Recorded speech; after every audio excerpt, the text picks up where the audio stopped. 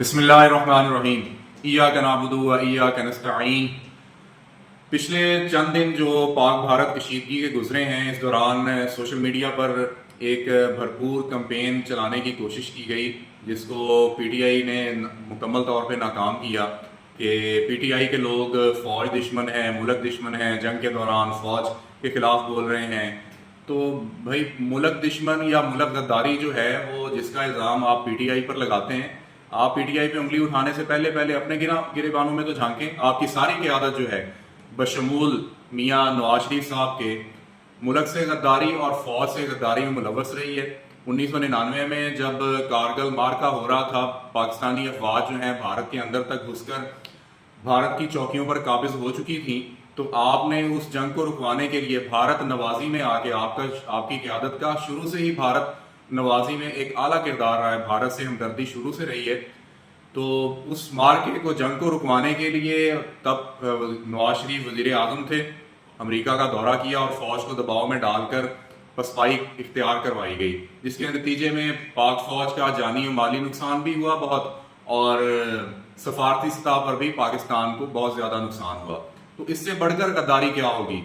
جب پاک فوج کی پیٹھ میں چھرا بھونپا گیا، جب وہ اپنی فتح کے بالکل قریب تھے۔ سیاچن اور کشمیر کے معاملہ پر وہ جنگ انتہائی اہمیت کی حامل تھی۔ اس کے بعد جب مختلف اوقات میں فوج کے خلاف آپ بیانیاں بناتے رہے ہیں، آپ کے لیڈر جو ہیں نواز شریف صاحب جو ہیں، وہ اپنے انٹرویو میں کہتے ہیں کہ جی اقرار کرتے ہیں کہ پاکستانی افواج جو ہیں وہ بھارت کے اندر دہشت گردی میں ملوث ہیں، دہشت گرد جو ہیں وہ بھارت میں پاکستان آرمی بھجواتی ہے۔ اس انٹرویو کو بھارتی میڈیا نے خوب اچھالا پوری دنیا کے اندر، اور پاکستانی موقف کو کمزور کیا، اور انہوں نے عدالتوں میں استعمال کیا۔ تو اس سے بڑی غداری کیا ہوگی؟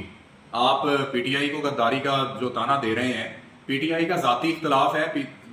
اداروں کے ساتھ یا ریاست کے ساتھ، وہ پاکستان کے اندر رہ کر پاکستان میں ہی وہ جنگ لڑ رہی ہے،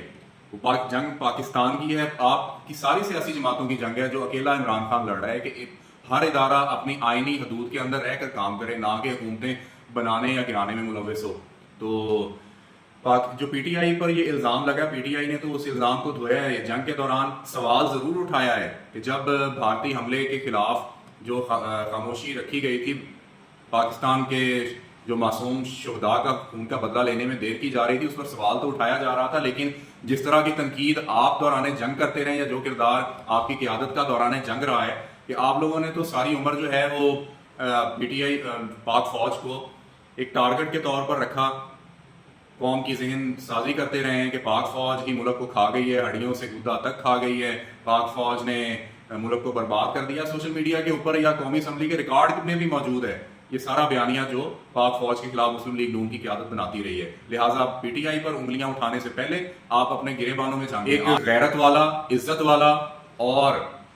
ایمان والا بندہ کسی صورت برداشت نہیں کرتا اپنے لیے ایک ایسی بھیک میں ملی ہوئی عزت جس میں